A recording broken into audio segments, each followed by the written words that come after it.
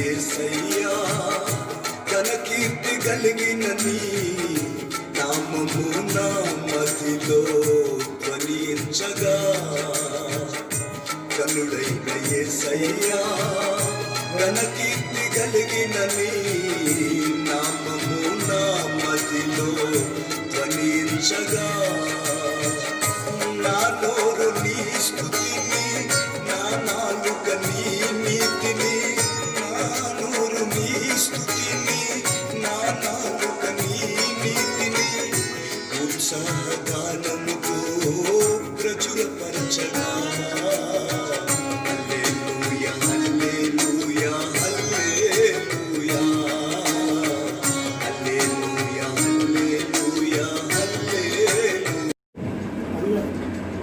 ఇంకా బైబిల్ గ్రంథంలో మనం చూస్తే దేవుని పిల్లరా ఇంకా మన బైబిల్ గ్రంథంలో చూస్తే ఇస్సాకులో మనకు అనుభవం ఏంటంటే ఇస్సాకు వాక్యాన్ని ధ్యానించేవాడిగా ఉన్నాడు. 23:63లో ఆదికాండం 23:63లో ఇస్సాకు పొలంలో వాక్యాన్ని ధ్యానింపు బయలువెళ్ళి ఆమేన్ హల్లెలూయా దేవుని స్తోత్రం. అంటే వాక్యాన్ని తన తండ్రి ఎడల, తన కుటుంబం ఎడల, తన పితరుల ఎడల దేవుడు జరిగించిన కార్యాలను, ప్రకృతికి అతీతమైన కార్యాలు, మృత తుల్యమైన శారా గర్భములో నుండి, ఉడికిపోయిన అబ్రహాము శరీరములో నుండి దేవుడు ఒక సంతానాన్ని కలుగు చేసిన విధానాన్ని పొలంలోకి పోయి ధ్యానిస్తూ ఉన్నాడు.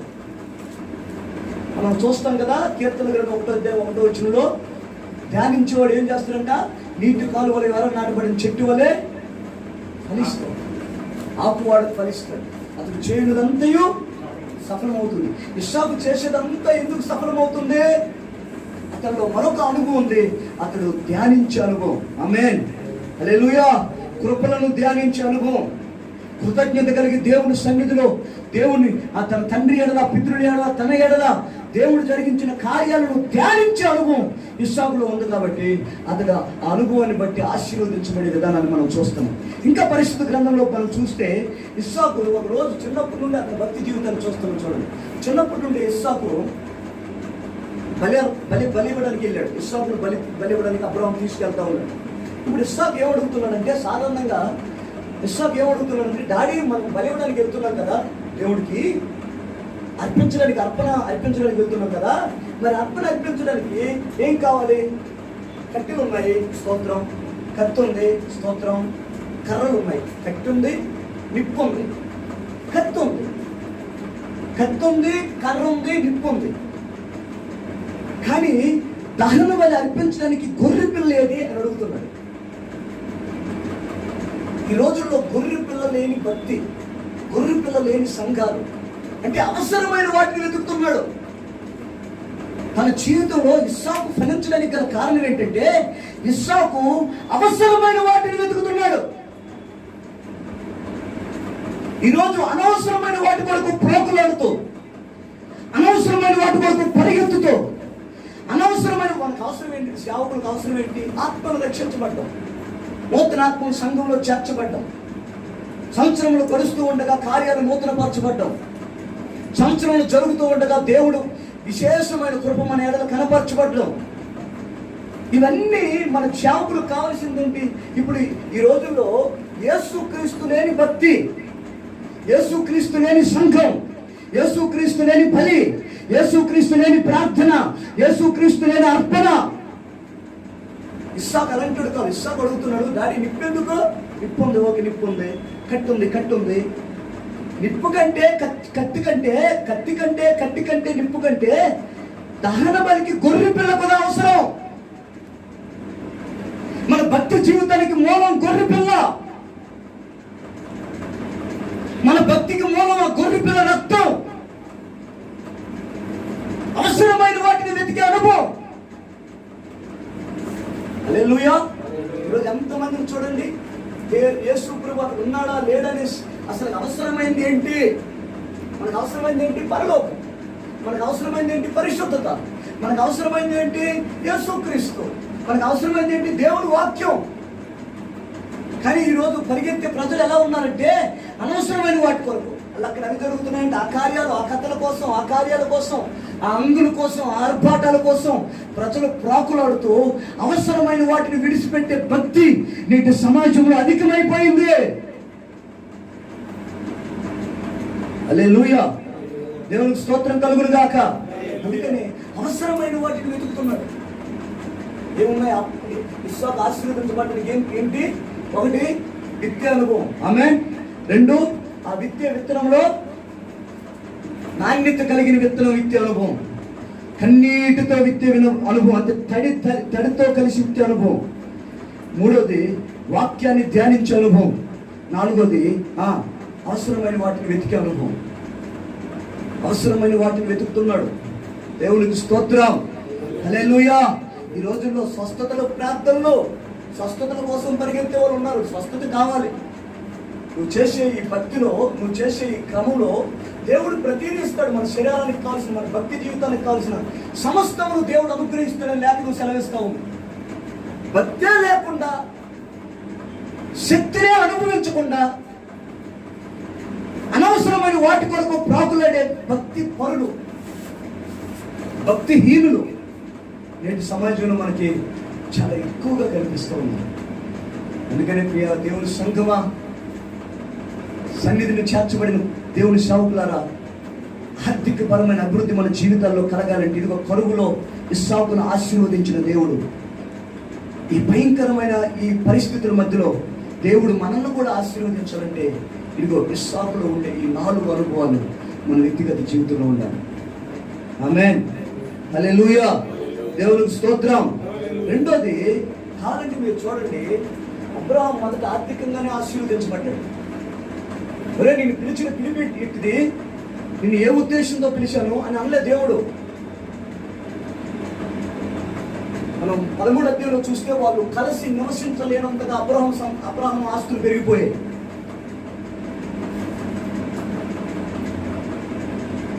అవసరమైన వాటి అంటే దేవుడు మొదట అబ్రహామును ఆశీర్వదించడమే ధన సమృద్ధిగా. ఆమేన్. హల్లెలూయా. దేవుని స్తోత్రం. ఈ సేవలో, ఈ పరిచర్యలో ధనం మనకు కొరతగా ఉంటే మనం ఏం సేవ చేయగలం? ఏం సేవ చేయగలం? ధనం ఉంటే దేవుడు మనకు నేర్పుతాడు.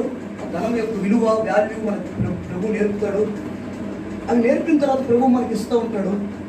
ధనాన్ని బట్టి, అంటే దేవుడు ధనం లేకుండా, ధనం అంటే ఈ సేవ చేయడానికి తగిన ధనం, ఈ సేవకు అవసరమైన ధనాన్ని ప్రభు మనకి ఇవ్వాలి అంటే ఆర్థికపరమైన అభివృద్ధి మన వ్యక్తిగత జీవితాల్లో లేదా ఈ సంఘంలో ప్రభు కలుగు చేయాలి అంటే ఖచ్చితంగా ఇదిగో ఈ ఇస్సాకులో ఉన్న ఈ అనుభవాలు మన జీవితాల్లో ఉంటాయి. ఆమేన్. దేవునికి స్తోత్రం కలుగును గాక. హల్లెలూయా.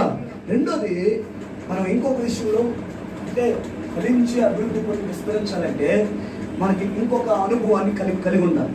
రెండో అనుభవం ఏంటంటే 2 సమూయేలు గ్రంథం 3వ అధ్యాయం మొదటి వచనం. 2 సమూయేలు గ్రంథం 3వ అధ్యాయం మొదటి వచనం. అక్కడ ఏమని ఉంటుందంటే, సౌలుకి దావీదుకి వీరిద్దరికి యుద్ధం జరుగుతూ ఉంది. ఏదో ఒక రోజు యుద్ధం జరిగిపోయింది, సౌలు ఓడిపోయాడు, దావీదు గెలిచాడనే కాదు. సౌలుకి దావీదుకి వీళ్ళిద్దరికీ యుద్ధం జరుగుతుంది. చదువుదాం ఆ మాటని. 2 సమూయేలు 3వ అధ్యాయం మొదటి వచనం.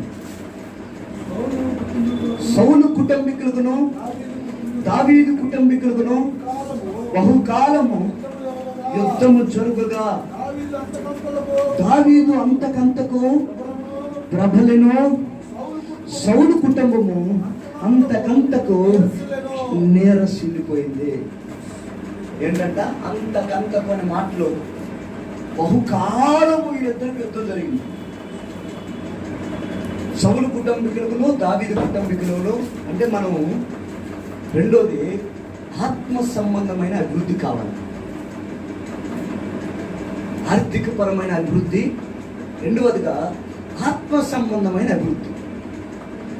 ప్రియుడా, ఆత్మలో వర్ధిల్లుచున్న ప్రకారము నువ్వు అన్ని విషయముల్లో వర్ధిల్లుచు సౌఖ్యముగా ఉండవలెనని నేను నీ నిమిత్తము ప్రార్థన చేస్తున్నానని దైవజనుడు సెలవిచ్చినట్లుగా మన వ్యక్తిగత జీవితాల్లో ఈ 2 అనుభవాలు. రెండోది ఏంటంటే దావీదు ఉన్నాడు. దావీదు రెండోది సౌలు. దావీదు ఎవరంటే ఆత్మ, సౌలు ఎవరంటే శరీరం. శరీరానికి ఆత్మకి యుద్ధం జరుగుతుంది. హల్లెలూయా, హల్లెలూయా చెప్పండి, హల్లెలూయా. ఇది శరీరంతో ఆత్మ యుద్ధం జరుగుతుంటుంది. శరీరానికి ఆత్మకి యుద్ధం జరుగుతుంది. ఇది ఒక రోజులో జరిగే యుద్ధం కాదు ఇది. అందుకే నాకు రాయబడింది, సౌలుకి దావీదుకి బహుకాలం యుద్ధం జరిగిందంట. అలా యుద్ధం జరుగుతూ ఉంటే దావీదు దినదినము ప్రబలుతున్నాడు. అంటే అంతరంగములో పోరాటం,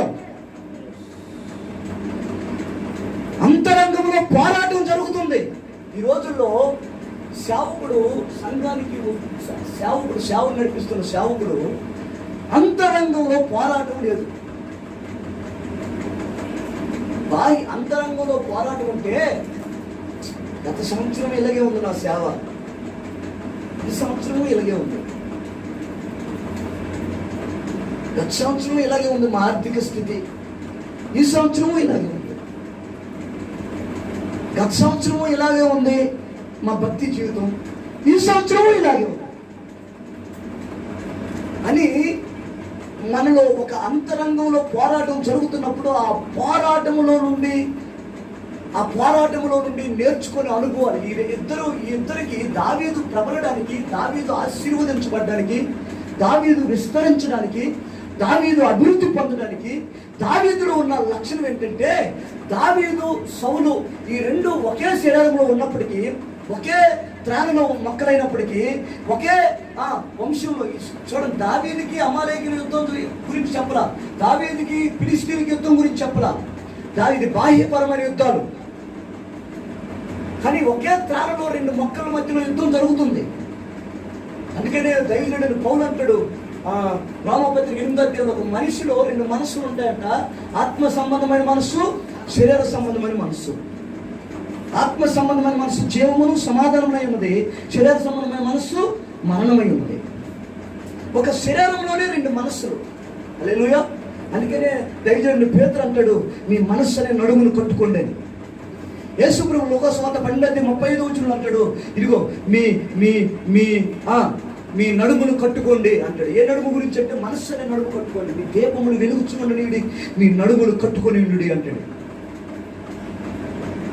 ఎందుకు అంటే, ఈ మనస్సు క్షీణించాలి. ఈ శరీరం క్షీణించినప్పుడు ఈ ఆత్మ వృద్ధి చెందుతూ ఉంటుంది, ఈ ఆత్మ ప్రబలుతూ ఉంటుంది, ఈ ఆత్మ అభివృద్ధి పరచబడతా ఉంటుంది, ఈ ఆత్మ ఆశీర్వదించబడతా ఉంటుంది. ఈ రెండింటికి యుద్ధం జరగాలి. కొంతమంది యుద్ధం ఉండదు, అంతరంగంలో పోరాటం.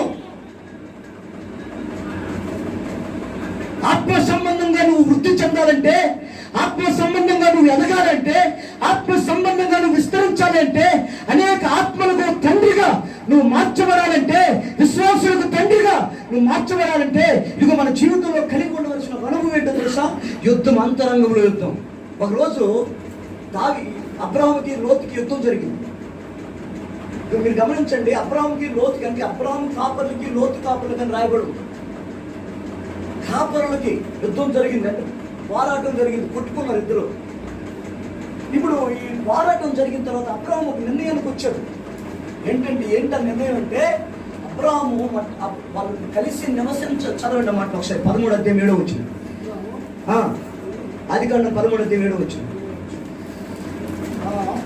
అప్పుడు అబ్రహాం పశువుల కాపర్లకు, లోతు పశువుల కాపర్లకు కలహం పుట్టిన. ఆ కాలమందు ఉన్నారు అక్కడ. తర్వాత మనం ఇంకొకసారి ప్రభు చెప్పినైతే, ఎప్పుడైనా కనానీయులు పెరిజీలు ఉన్నారు అక్కడ.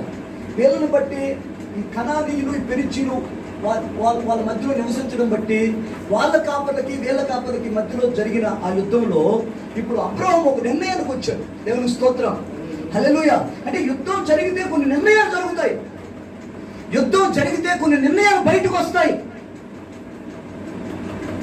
ఆ యుద్ధంలో అబ్రహాము తీసుకున్న నిర్ణయం ఏంటంటే, లోతు నువ్వు దూరంగా ఉండు. హల్లెలూయా. లోతు అంటే ఎవరు? లోతు ఎవరైనా బయటోడా, శత్రువా? లోతు అంటే శరీరం, ఈ శరీర సంబంధమైన మనస్సు, ఈ శరీర సంబంధమైన తత్వం. ఏ శరీర సంబంధమైన మనస్సు ద్వారా కరువులో అబ్రహాము ఐగుప్తును వెతికాడో, ఏ శరీర సంబంధమైన మనస్సు ద్వారా కరువులో అబ్రహాము ఐగుప్తు ఫరో ఎదుట అబద్ధాలు మాట్లాడాడో, ఏ శరీర సంబంధమైన మనస్సు ద్వారా ఇగో తన జీవనం గురించి బ్రతుకు తెరువు గురించి అబ్రహాం ప్రాకులాడుతూ ఉన్నాడో, వీటన్నిటినీ జరుగుతున్న యుద్ధంలో గుర్తించగలిగాడు. యుద్ధంలో గుర్తించగలిగి ఇప్పుడు చెప్తున్నాడు అబ్రహాం చెప్తున్నాడు లోతు నువ్వు దూరంగా ఉండు, నీ వల్లే నాకు ఈ అబద్ధాలు, నీ వల్లే నాకు ఈ కరువు, నీ వల్లే నా విశ్వాస జీవితానికి కండి, నీ వల్లే ఈ గొడవలు, నీ వల్లే ఈ కరువులు. అంటే ఎప్పుడు జరిగింది ఈ విషయం? జరుగుతున్న యుద్ధంలో కొన్ని నిర్ణయాలు బయటకు వస్తున్నాయి. దేవునికి మహిమ కలుగులు గాక. హల్లెలూయా. యుద్ధం లేదనుకోండి నిర్ణయాలు బయటకు రావు, యుద్ధం లేదనుకోండి జయం బయటకు రావు. యుద్ధం ఖచ్చితంగా ఉండాల. జయం కలగాలంటే యుద్ధం జరగాల, శత్రువుతో పోరాటం జరగాల, సమస్యలతో పోరాటం జరగాల. పోరాటం లేనప్పుడు ఇంకా జయం ఎక్కడ వస్తుంది? పోరాటం లేనప్పుడు ఇంకా ఫలింపు ఎక్కడ ఉంటుంది? పోరాటం లేనప్పుడు ఇంకా అభివృద్ధి ఎక్కడ ఉంటుంది? ఒక వ్యక్తి ఆశీర్వాదం వెనుక, ఒక వ్యక్తి ఫలింపు వెనుక, ఒక వ్యక్తి అభివృద్ధి వెనుక ఖచ్చితంగా చాలా పోరాటాలు ఉంటాయి. మీరు చూడండి, దావీదు పోరాటం లేకుండా దావీదు ఇశ్రాయేలుకు రాజుగా ఉన్నా, పోరాటం లేకుండా దానియేలు అధిపతిగా మార్చబడ్డా, పోరాటం లేకుండా యోసేపు ఐగుప్తుకు రాజు అయిపోలా.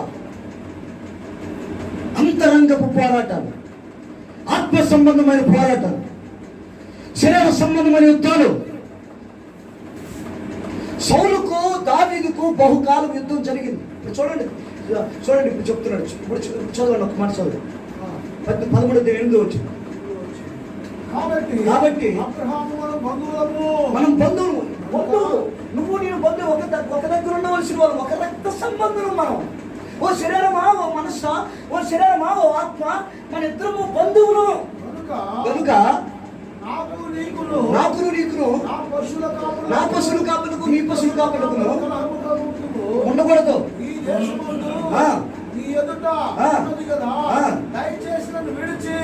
చూసారా, నన్ను విడిచి, అసలు ఇది కలిసి విడిచి అనే పదం ఎంత అద్భుతమైన మాట.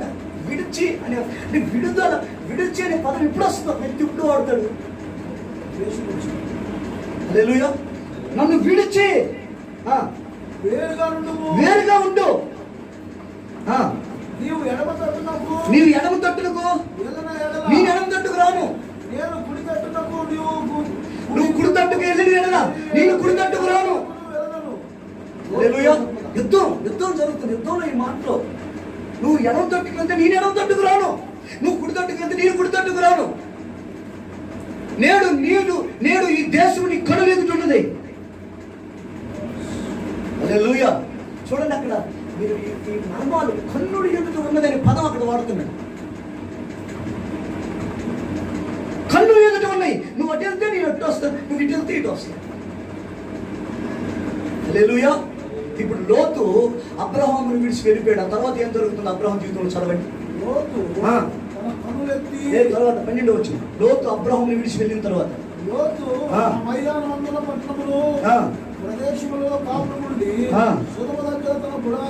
వేసుకునేను.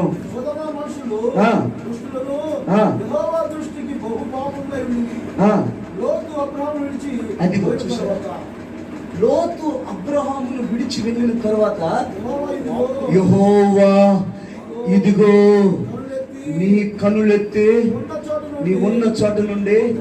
ఈ సంభవాలు, ఈ సమస్యలు శరీర సంబంధమైన పోరాటం.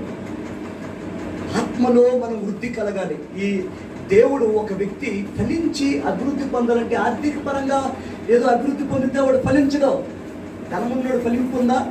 ధనమున్నోడికి ఆత్మలో ఆధిక్యత ఉందా? ధనమున్నోడికి ధనం ఒక్కటే కాదు, ధనం అవసరం. అదే సమయంలో ఆత్మలో అభివృద్ధి కావాలి. ఆత్మలో అభివృద్ధి కావాలంటే అంతరంగంలో పోరాటం జరగాలి. సంవత్సరాలు గడుస్తున్నాయి, ఇదే సేవ ఏంటి? సంవత్సరాలు గడుస్తున్నాయి, ఇదే భక్తి ఏంటి? ఇంకా నేను ఉపవాసాలు ఉంటా, ఇంకా నేను ప్రార్థన చేస్తా, ఇంకా నేను ఈ ప్రాంతాన్ని గెలుస్తా, ఈ పట్టణాన్ని గెలవగలుగుతా. హల్లెలూయా. దేవుని స్తోత్రం. ఎన్ని సమస్యలున్నా, ఎన్ని వ్యాధులున్నా, ఎన్ని రకాలైన ప్రతికూల పరిస్థితులు చేస్తున్నా, ఎన్ని రకాలైన ప్రతికూల పరిస్థితులు మన జీవితాలని అతలాకుతలం చేస్తున్నా, ఖచ్చితంగా నీ ప్రతిదాన్ని గెలుస్తా అనే ఒక పోరాటం. ఈ అబ్రహాముకి, లోతుకి, దావీదుకి, సౌలుకి. అందుకనే బహుకాలం యుద్ధం. ఒక రోజులోనో లేదా ఒక రోజులో వీడిపోయి వాడి మీద పడి చంపేయడమో కాదు. బహుకాలం శరీరానికి ఆత్మకి యుద్ధం జరుగుతుందంట. ఆ యుద్ధంలో చూడండి, శరీరం చచ్చిపోవాలి. ఆ విషయాన్ని మీరు గమనించాలి. ఆ శరీరం అనే పదము, అక్కడ సౌలు అనే పదం క్షీణిస్తూ ఉంది, దావీదు అనే పదం ప్రబలుతూ ఉంది. శరీరం చచ్చిపోయిందంటే అక్కడ మన పదం పోతుంది. శరీరం చచ్చిపోయింది, సౌలు చచ్చిపోయాడంటే మళ్ళీ అక్కడ అర్థం మారిపోయింది. సౌలు క్షీణిస్తూ ఉన్నాడు,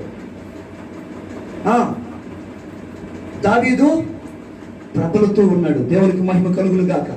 హల్లెలూయా. అంటే శరీరానికి ఆత్మకి జరుగుతున్న ఈ పోరాటంలో, ఈ అంతరంగపు పోరాటంలో మనం ఖచ్చితంగా శరీరాన్ని గెలవగలగాలి. శరీరాన్ని గెలిస్తేనే అభివృద్ధి. దేవునికి స్తోత్రం. ఒక్కొక్కరు ఎంత సేవ చేస్తున్నా, ఎంతమంది విశ్వాసం వస్తున్నా, 2 మాటలు కూడితే చాలు, మీరు అసలు మామూలు పాస్టర్ అయ్యగారు, మీరు అసలు అయ్యగారు మీకు ఎంత ఎంత ఎంత ఆల్రెడీ మీకు మనవలు పుట్టేశారు, మీకు వయసు చాలా తక్కువ పాస్టర్ గారు అంటే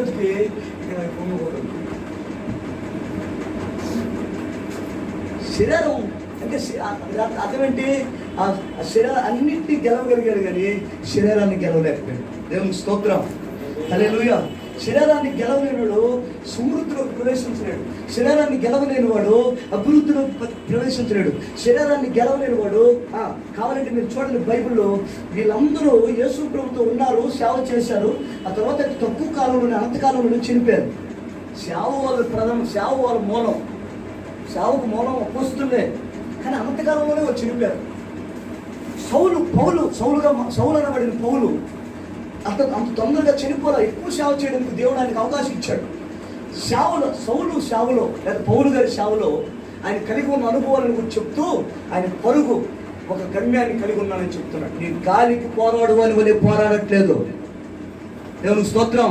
నా పోరాటం ఎలాగుందో తెలుసా? నా పోరాటం గాలి పోరాటం కాదు. పొద్దున్నే సాయంత్రం నుండి ఒక కర్ర పట్టుకుని ఆగో అని వచ్చిన గాలిని చూసుకుని సాయంత్రం అతనికి ఎంత గాలి ఆగింది అంతగా ఏముండదు. గాలికి పోరాడు అని వల్ల నేను పోరాడట్లేదు. నేను ఒక గురిని కలిగి ఉన్నాను. సేవకుడు కలిగి ఉండవలసిన ఒక అద్భుతమైన ఒక అనుభవం ఏంటంటే ఒక గురిని కలిగి ఉన్నాను. హల్లెలూయా. సంవత్సరాలు జరుగుతున్నాయి. ఇదిగో ఈ డిసెంబర్ నెల మొదటి దినములు పరిశుద్ధాత్మ దేవుడు ఇస్తున్న సందేశం ఏంటంటే ఒక గురి కలిగి ఉండాలి. హల్లెలూయా. దేవుని స్తోత్రం. ఈ ఒక గురి నేను కలిగి ఉన్నాను అని చెప్తున్నాడు. అదే సమయంలో మళ్ళీ ఆయన కలిగి ఉన్న అనుభవాలు, ఇదిగో ఇతరులకి బోధించి నేను ఎక్కడ భ్రష్టుని అయిపోతున్నామని దినము నా శరీరాన్ని నలగొట్టుకుంటున్నాను. 63వ అధ్యాయం ఒకసారి చూడండి. కీర్తన గ్రంథం 63 కీర్తన మొదటి వచ్చింది. దేవా నా దేవుడు నీవే, నీ బలమును వేకునే నిన్ను వెతుకుచున్నాను. నీ బలమును నీ ప్రభావమును చూడాలనని పరిశుద్ధాలయముతందు నేనెంతో ఆశతో కనిపెట్టుచున్నాను. ఎలాంటి ఆశ చూడాలి రాయబడింది. ఎలాంటి ఆశ కలిగి, ఎటువంటి ఆశతో కనిపెడుతున్నాడో చూడండి. తర్వాత నేనెంతో ఆశ, అదిగో నీరు లేక ఎండి ఉన్న దేశమందు నా ప్రాణము నీ కొరకు తృష్ణ కొనుచున్నది. నీ మీద ఆశ చేత నిన్ను చూడవలెనని అది శరీరం కృషించాలి. దైవ కార్యాలు వెల్లడిపరచాలంటే, ఆమేన్. దైవ కార్యాలు వెల్లడిపరచబడాలంటే, దైవిక శక్తి వెల్లడిపరచబడాలంటే, దైవికమైన అభిషేకం వెల్లడిపరచబడాలంటే, దైవికమైన విస్తరణ మన జీవితాల్లో వెల్లడిపరచబడాలంటే ఖచ్చితంగా నీ మీద ఆశించదు. నిన్ను చూడవలెనని నా శరీరము క్షీణించున్నది. శరీరము క్షీణించితే కానీ అని కనిపించదు. హల్లెలూయా. నా శరీరం క్షీణిస్తున్నదే, ఆత్మలో బలం. సౌలు దినదినము క్షీణించును, దావీదు దినదినము ప్రబలును. వారిరువురికి బహుకాలము యుద్ధము జరుగుగా దావీదు వర్ధిల్లుతూ ఉండెను. మీరు ఆ తర్వాత ఆరోగ్యవస్తుడికి సైన్యములకు అధిపతి యెహోవా అతనికి తోడై ఉన్నాడు కనుక దావీదు దినము క్రమంగా వర్ధిల్లుచూ ఉండెను. దేవునికి స్తోత్రం కలుగును గాక. హల్లెలూయా. 2, ఆత్మలో అభివృద్ధి. ఆత్మలో అభివృద్ధి కావాలి. అబ్రహాం నేర్చుకున్నాడు పోరాటాలు. అబ్రహాం నేర్చుకున్నాడు. లోతు నిలుపు నువ్వు. దావీదు పోరాటంలో నేర్చుకున్నాడు. సౌలుతో యుద్ధం చేయవలసిన అవసరం ఉంది. యుద్ధం అనేది అంతరంగంలో లేకపోతే ఆత్మ సంబంధమైన కార్యాలను నువ్వు చూడలేవు. యుద్ధం అనేది అంతరంగంలో లేకపోతే ఆత్మ సంబంధమైన అభిషేకాన్ని నువ్వు అనుభవించలేవు. అంతరంగాల్లో పోరాటాలు జరగాలి. ఆమేన్. దేవునికి స్తోత్రం కలుగును గాక. మొదటి ఆర్థిక పరమైన అభివృద్ధి. అవసరమైన వాటిని వెతికే అనుభవం ఇస్సాకులో ఉంది. రెండోది ఆత్మ సంబంధమైన అభివృద్ధి. ఇది దావీదు అనుభవాన్ని గురించి పరిశుద్ధాత్మ దేవుడు మనతో మాట్లాడుతూ వచ్చాడు, అబ్రహాము అనుభవాన్ని గురించి. మూడోది కృపలో విస్తరణ. కృపలో అభివృద్ధి కలగాలి. కృప మనకు దేవుడు ఇచ్చాడు. చాలా మంది కష్టపడుతున్నారు, ప్రయాసపడుతున్నారు. ప్రయాసకు తగిన ప్రతిఫలం పొందకపోవడానికి గల కారణం ఏంటంటే దేవుడు ఇచ్చిన ఉచితమైన కృపను అనుభవించకపోవడం. ఉచితమైన దేవుడి కృప ఉంది మనకి. ఉచితముగా దేవుడు మనకి కృపనిచ్చాడు. హల్లెలూయా. దేవునికి స్తోత్రం. మన బలాన్ని, మన శక్తిని, మన సామర్థ్యాన్ని, మన మోకాల అనుభవాన్ని మనం ఆధారం చేసుకొని ఇంకా దేవుడు కార్యాలు చేయలేదే, ఇంకా దేవుడి శక్తిని పొందుకొని తెలిసిన పాస్టర్ ఉన్నాడు, దొంగ దగ్గర ఉంటాడు. ఏడో కది లంబాడ్ డొంకులు రోషాగ్ని అని పెడతాడు. రోషాగ్ని అని పెడతాడు. సరే, ఏ రోషాగ్ని అని ఈ రోషాగ్ని అని పెడుతున్నాడు కదా. ఆయన అనుకుంటున్నారు వ్యక్తిగతంగా నేను ఆయనకు మాట్లాడే క్షణంలో ఆయన నేర్చుకునేది ఏంటంటే, నేనే బాగా వాచ్ చేస్తాను అనుకుంటున్నాను. నేనే బాగా వాక్యం చెప్తాను, నేనే పరిశుద్ధుడు, నేనంతా వేస్ట్ కావాలనుకుంటున్నాను అని అనుకుంటాడు అది మనసులో. మరి అంత ప్రార్థన చేస్తున్నాం కదా, అంత రోషంతో బోధిస్తున్నాం కదా, ఏది వెనక మందేది మందేది అంటే నేను అందను కృపను ఆధారం చేసుకోవట్లేదు. ప్రభువా, నేను పడిన ప్రయాస అంతా. పౌలు ఏమంటాడు తెలుసా? పడుతున్నది నేను కాదు ప్రయాస. ఆమేన్. హల్లెలూయా. ప్రయాస పడుతున్నది నేను కాదు. పౌలా, రాత్రి పగలు పరిగెత్తున్నావు కదా, రాత్రి పగళ్ళు పరిగెత్తి దేవుని సువార్త కొరకు పోరాడుతున్నావు కదా, ఆత్మల రక్షణార్థమై భారం కలిగి ప్రవర్తిస్తున్నావు కదా. ఎలా వచ్చింది నీకు భారం? ఎలా వచ్చింది పోరాటం నీకు? ఎలా వచ్చింది ఈ ఈ ఈ ఈ శక్తి అని అంటే ఆయన అంటాడు, ప్రయాసపడుతున్నది నేను కాదు, నా యందు నివసిస్తున్నా దేవుని కృపయే. ఆమేన్. హల్లెలూయా. కృప ప్రయాసపడుతుంది. కృపనిచ్చేవాళ్ళ కృప వదిలేయాల. కృప నువ్వే ఆత్మ తీసుకుంటున్నా, కృప నువ్వే డబ్బు తీసుకుంటున్నా, కృప ఇస్తాడు. కృపను దేవుడు ఇచ్చేసాడు మనకి.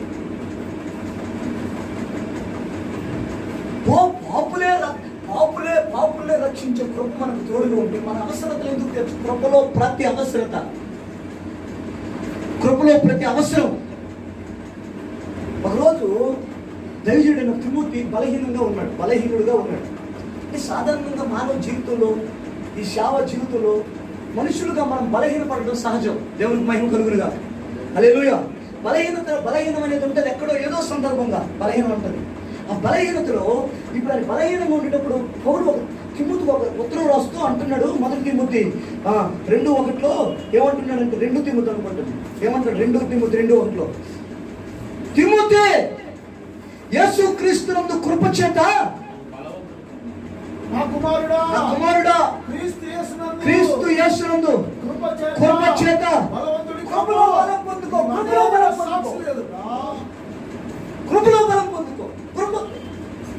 నా ప్రయాస చాలయ్యా, నేను ప్రాపడుతున్నాను చాలయ్యా. రాత్రి పగల్లో కన్నీటిని పానార్పణగా భుజిస్తూ ఆత్మల వరకు ప్రాపడుతుంది చాలయ్యా. నా ప్రయాసను బట్టి ఏమైనా ప్రజలు వచ్చారా? నా ప్రయాసను బట్టి ఏమైనా నా కుటుంబాలు వచ్చాయా? నా ప్రయాసను బట్టి నా రక్త సంబంధం రక్షించబడ్డారా? నా ప్రయాస చాలు, నీ కృపకు అప్పగించుకుంటున్నా. దేవుడికి మహిమ కలుగునుగా. హల్లెలూయా. ఇప్పుడు ఆ కృప అంటాడు, తిమోతితో అంటాడు, నువ్వు ప్రయాసపడమాత్రం బాబు బలం పొందుకోవడానికి. రాత్రి పగలు వాక్యం నేను కూడా చదివాను వాక్యాన్ని. హల్లెలూయా. నేను కూడా వాక్యం చదివినా నేను కూడా ధర్మశాస్త్రం దివారాత్రులు ధ్యానిస్తున్నా. నాకు తెలియని ఒక పాప నియమం నా శరీరాన్ని నడిపిస్తున్నట్లుగా, అయ్యో ఇటు దౌర్భాగ్యమైన శరీరంలో నన్ను విడిపించే వారు ఎవరైనా చెప్పి నేను మొదలుపెట్టే సందర్భాలు ఉన్నాయి. మన ప్రయాస అంతా పాపమేంద్రా బాబు. ఈ ప్రయాసాన్ని పక్కన పెట్టి యేసుక్రీస్తు కృపచేతను బలవంతుడు అయిపో. ఆమేన్. హల్లెలూయా. కృప చేత నువ్వు బలవంతుడు బాబు. కృప ఉంది, కృపలో విస్తరించబడే సంఘం ఉంది. కొరింథీ సంఘం దినదినము కొరింథీ సంఘము కృపలో విస్తరిస్తుందని వాక్యంలో రాయబడి ఉంది. యేసుక్రీస్తు ప్రేమలో కృపలో సంఘాలు విస్తరిస్తున్న క్రమాలు మనం చూస్తున్నాం. అందుకని కృపలో విస్తరించబడాలి. ఆమేన్. దేవుడు మన కృపనిచ్చాడు. ఆ కృపలో కృప కలుగును గాక, కృప కలుగును గాక. ఆమేన్. ఎలా ఈ రోజు జరపబోయి వెళ్తున్నాడు, ఆ ఎత్తైన పర్వతం ఆయన అడ్డగిస్తా ఉంది. వెళ్తున్నాడు, ఆ పర్వతం అడ్డగిస్తా ఉంది. నువ్వు ఎన్ని రోజులు వెళ్ళినా పర్వతం సదురుభూమి అయ్యేది కాదు. కానీ ఇప్పుడు నేను మాట్లాడుతాను చూడు. కృప కలుగును గాక, కృప కలుగును గాక అనగానే, ఆ కృప కలుగును గాక అనగానే ఆ ఎత్తైన పర్వతం సదురుభూమిగా మారిపోయింది. దేవునికి స్తోత్రం కలుగును గాక. మీరు చదవటి కాలం 4వ అధ్యాయంలో జకరియా గ్రంథం మాట్లాడుతుంది కృప కలుగును గాక అని. కృపలో సమృద్ధి, కృపలో విస్తరణ, కృపలో అభివృద్ధి. కృప అతీతమైన కార్యాలు చేయగలిగింది, అద్భుతమైన కార్యాలను జరిగించగలిగింది. ఎంత ఘోర పాపినైనా క్షమించి రక్షణలోకి నడిపించేది. విశ్వాసమును బట్టి మీరు కృపలో ప్రవేశించింది. దేవునికి స్తోత్రం. విశ్వాసము ద్వారా మన దేవుడు ఇచ్చిన ఒక అద్భుతమైన ఈవెంట్ అంటే కృప. ఆ కృప భూమి మీద యేసుక్రీస్తు పునరుద్ధరణలో వెళ్తూ ఇచ్చాడు కృపని. అంతకుముందు సట్టోడే గుట్టోడే అంతకుముందు ఇశ్రాయేలు దేవుడుగా నశించిపోతున్న ఇశ్రాయేలు గొర్రెల యొద్దకు వచ్చిన దేవుడు ఆయన పునరుద్ధరణలో వెళ్తూ ఇప్పుడు ఈవులకి అన్ని జనులందరికీ ఈవులు ఇచ్చేసాడు. ఆ ఈవులో ప్రాథమమైన ఈవు కృప. ఆ కృప ద్వారా రక్షించబడే అనుభవాలు ఉన్నాయి. ఆమేన్. ఆ కృప ద్వారా యోగ్యులుగా మార్చబడే అనుభవం. కృప అంటే ఏంటో, కృప అంటే ఏంటి? కృప అంటే ఇప్పుడు మనము ఒక వివాహం జరిగిస్తాం. ఒక వివాహం మన ఇంట్లో కథ జరుగుతుందో, కథ లేదా కార్యం జరుగుతుంది. ఒక కార్యం జరిగినప్పుడు నేను వెళ్ళి మెసేజ్ దొరికి అయ్యా మా ఇంట్లో కార్యం జరుగుతుంది, తీసుకోండి, రేపు రండి, మా ఇంట్లో కార్యం జరుగుతుంది. మెసేజ్ రేపు వచ్చారు. మెసేజ్ గారి ఇంట్లో ఆ మరుసటి రోజు వివాహం జరుగుతుంది. ఆయన వచ్చి నాకు అయ్యా మా ఇంట్లో కూడా వివాహం జరుగుతుంది అయ్యా, మరి ఆయన నేను ఆయనకి వెళ్ళి చెప్పాను కాబట్టి ఆయన నాకు వచ్చి చెప్తున్నాడు. ఇది కాదు కృప. హల్లెలూయా. కృప అంటే ఏంటంటే నాకు ఆయన మంచి భోజనం పెట్టాడు కాబట్టి నేను ఆయనకి మంచి భోజనం పెట్టాను కాదు. ఒక అడుగుకుంటున్న వ్యక్తిని, రోడ్డు మీద తిరుగుతున్న వ్యక్తిని తీసుకొచ్చి మంచి భోజనం పెట్టి మంచి వస్త్రం ఇచ్చి ఆయన నిలుపమనుకో, ఆయన ఎప్పుడు మళ్ళీ మనం పిలిచి మంచి భోజనం పెట్టలేడు, ఆయన వల్ల కాదు. హల్లెలూయా. మంచి భోజనం పెట్టలేడు, మంచి వస్త్రం ఇవ్వలేడు, కానీ కృతజ్ఞత కలిగి ఉంటాడు. అది దేవుడి ద్వారా మనం పొందుకునేది. ఆమేన్. హల్లెలూయా. మా దైవజనుడు ప్రసర్బోలు అయ్యగారు అంటారు, కృప అంటే మనిషి కష్టంతో కాక దేవుని కనికరంతో పొందుకునేదంట. దేవుని కనికరంతో, కష్టంతో చాలా మంది కష్టపడతా ఉంటారు. ప్రభు ఆత్మలు కృప ద్వారా, కష్టంతో కాక దేవుడు కృప. ఆమేన్. ప్రయాసపడుతున్నది కృపే. దేవుని స్తోత్రం. రక్షించేది కృపే. ఆమేన్. హల్లెలూయా. పాపాలను కడిగేది కృపే, పాపాలను తొలగించేది కృపే, సమస్త దుర్నీతిని విడిపించేది కృపే. ఈ కృప మన ఎదుట ఉంచబడి ఉండగా ఆ కృప చేత మీరు బలవంతులైపోయింది అంటాడు. దేవుని స్తోత్రం. కృపలో విస్తరించాలి, సంఘము కృపలో విస్తరించాలి. దేవునికి మహిమ కలుగును గాక. హల్లెలూయా, హల్లెలూయా. దేవునికి స్తోత్రం. హల్లెలూయా. దీర్ఘశాంతుడా నీ కృపా అత్యధికముగా నన్ను నడుపుచుండగా, దీర్ఘశాంతుడా నీ కృపా అత్యధికముగా నన్ను నడుపు.